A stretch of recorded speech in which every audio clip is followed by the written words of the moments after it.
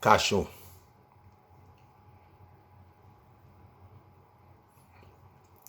It's a nut. It's a nut. Not a lunatic, okay? A nut. But if you notice, I'm eating the nut hand to mouth. Hand to mouth.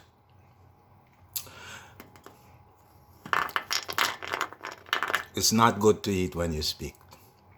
So I would not put too many in my mouth.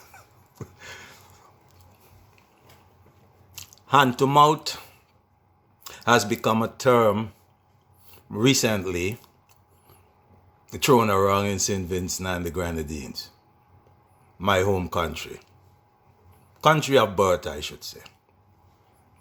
Home is wherever a man is. Rastafari. Quite recently, our Prime Minister, the Honorable Dr. Alf Gonsalves, when you speak publicly and to the world, you still have to show respect and honor for the offices of your country, no matter how you feel about them. The Honorable Prime Minister, it's a title. And I believe that words like honor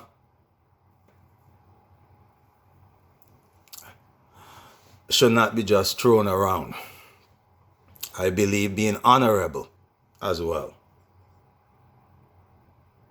is a befitting thing, or a manner, befitting manner for a Prime Minister to exemplify in his actions, his attitude, his choice of words in public speaking.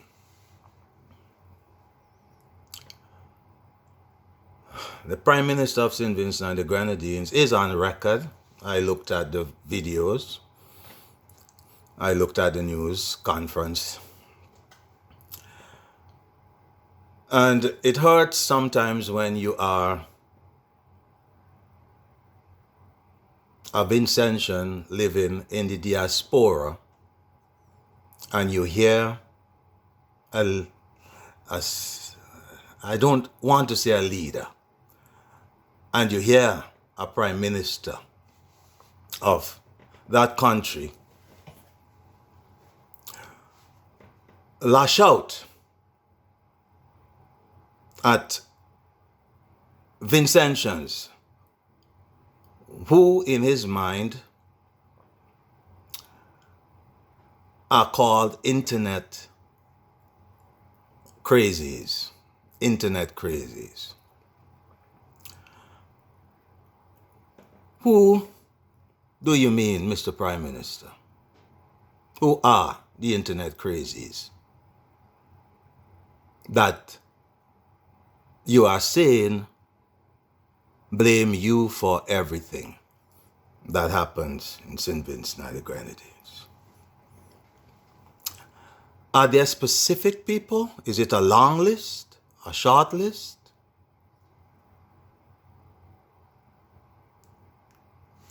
I would also like to ask, how did you come by that term?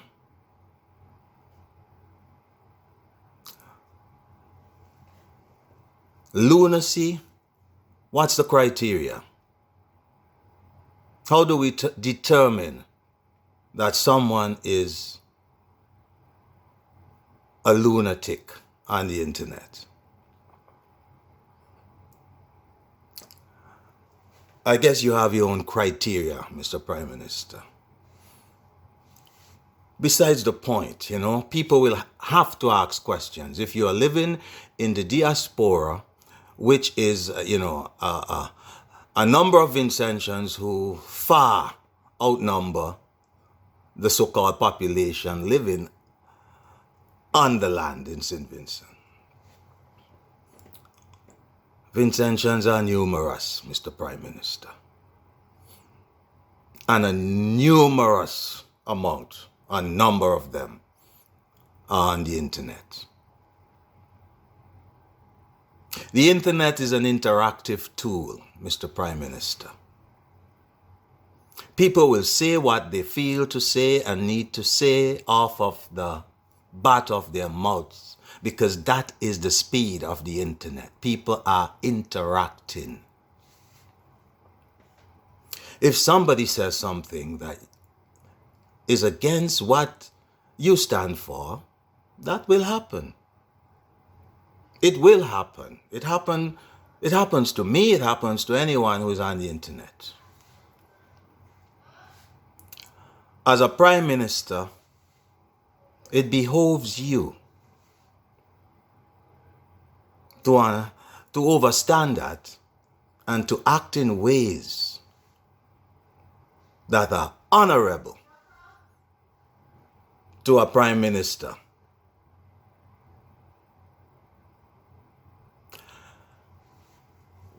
Do they bother you that much, these internet crazies?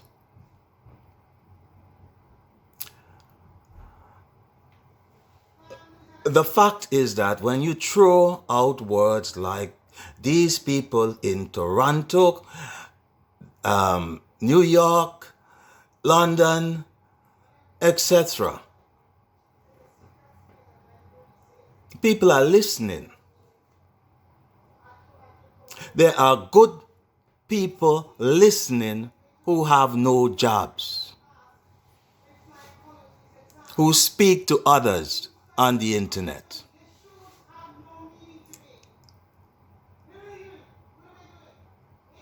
It is unbecoming of a prime minister to speak down to the public in that manner. It is wrong.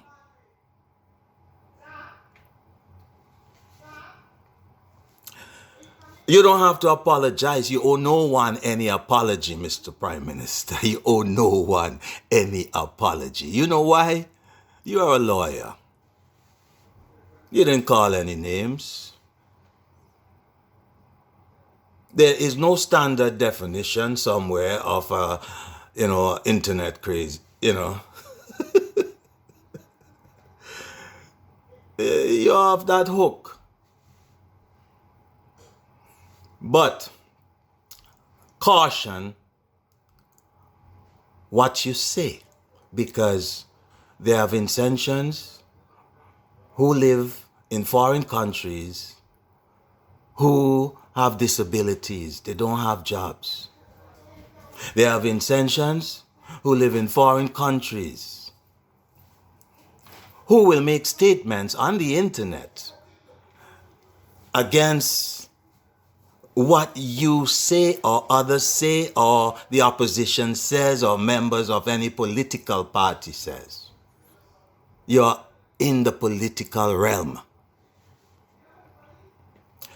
Now, should a person like that be judged in your words? You are a prime minister. Conduct yourself likewise. The other issue with that is hand to mouth. Hand to mouth. Mr. Prime Minister, if you don't eat hand to mouth, you must be a pig. You must be a pig, or you must be a dog. You must be an animal without your faculties, or you might be somebody without hands.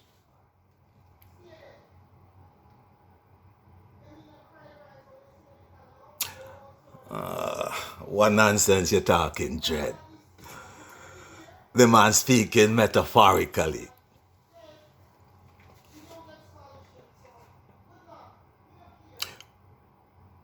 But let me take him literally, metaphorically, hand to mouth. That is, how many billion people in the world that will be?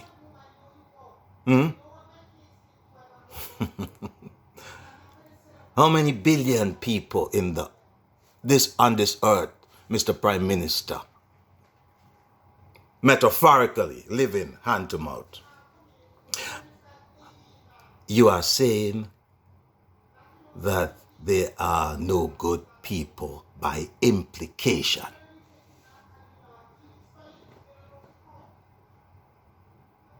Your rants need the thinking of a leader.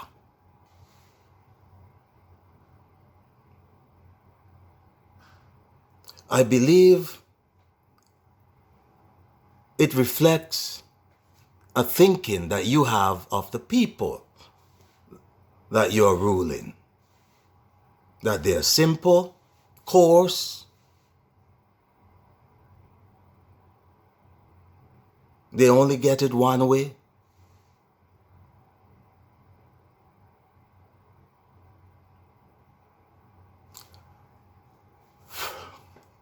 Man, you wow people.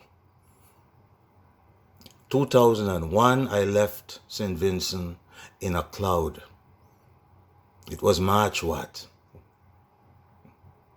The morning of your election. It was dark. I looked out the plane and I had a feeling of within me. And I had a feeling of hope because I had just buried my father. My family had just buried my father, I should say. Because I was not even at the gravesite. I was looking at it, but I wasn't there. He was a labor man throughout his life. And in his house lived a PPP woman, my auntie. She was very, I guess that's where some of we get the vibe from too. Thin with blood, to speak out. PPP and Labour under the same roof. PPP cooking for Labour belly. Row, argue, disagree. But love, respect, honor.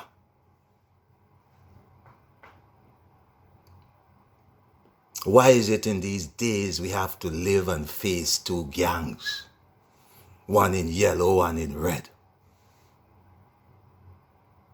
Why is it in these days we have to see every national initiative, we have to see it opened, celebrated, as if it is a party thing? What has become of the role of being an honorable Prime Minister? People have accused Ebenezer Joshua of a lot of things, including you, Mr. Prime Minister. I see you try to trash the man one time talking about a budget and how Joshua don't let you make him look like a man who don't think, you know. Yeah. I find that to be very disheartening, man. 2001, I left that country and I had hope. And I watched that hope destroyed over 18 years pass, and I visit my country often when I can, and I see my people are worse off. Education changes behavior and attitude. Education opens up the mind and takes it away from the religious prison that it is in. I see politicians using these things now to maintain their powers. Keep the people hand to mouth, and they will forever be occupied in their daily struggle just to survive and to live, while that 1% thrives. It thrives. It thrives off of taxes and duties unrenowned. One of the reasons why people have to live hand to mouth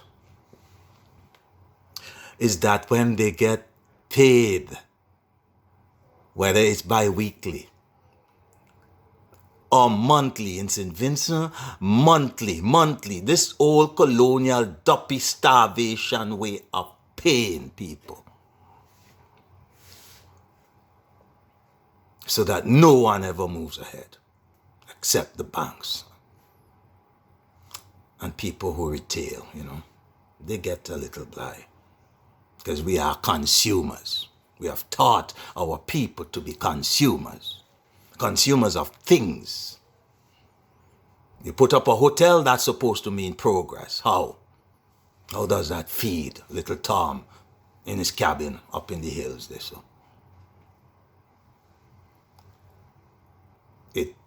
there's possibilities, but not the way things are done. Mr. Prime Minister, I had hope in 2001.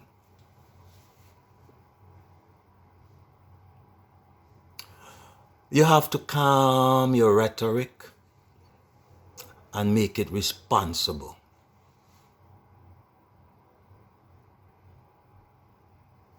You have to calm it. Make it responsible.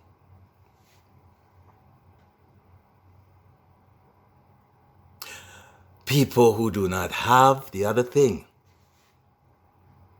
jobs of any, what did you call it?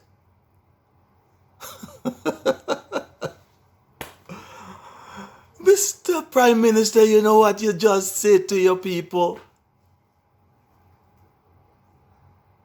You just tell Pincham. You just tell Pincham that his job wasn't worth anything. A hard-working man that I know since he was a baby. Proud to work in your ministry and resign and retire in your ministry. You just tell him that his job wasn't a job of worth. Mr. Prime Minister, watch what you say.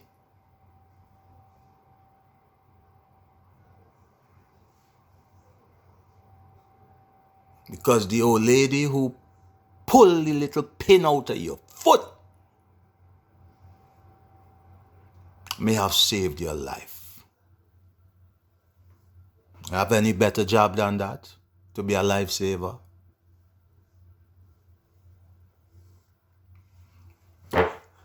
To begin with, the income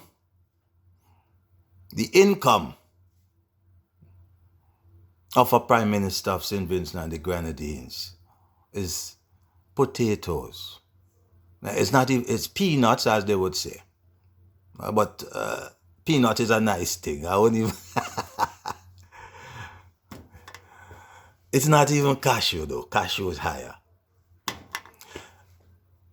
You don't have big salaries. I would think you should be paid more, quite honestly, Mr. Prime Minister, because you give most of the work to yourself. The Constitution, bonnet, old colonial duppy that it is.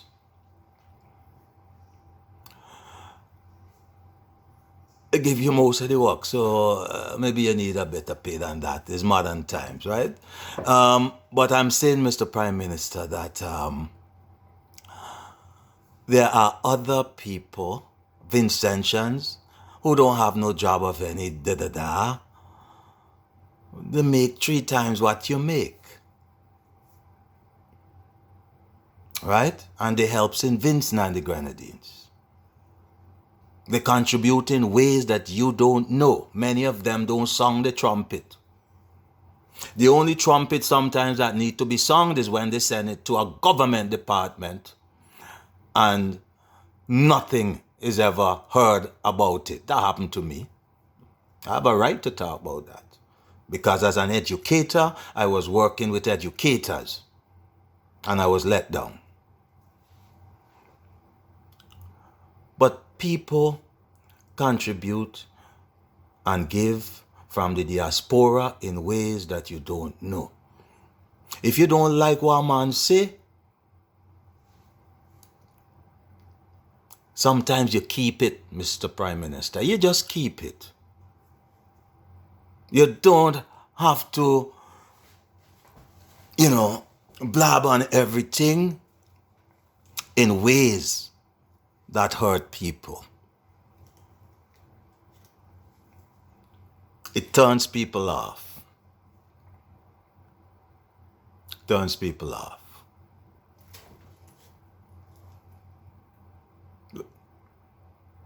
That's all me have to say, for now. Blessings and love. Hand to mouth.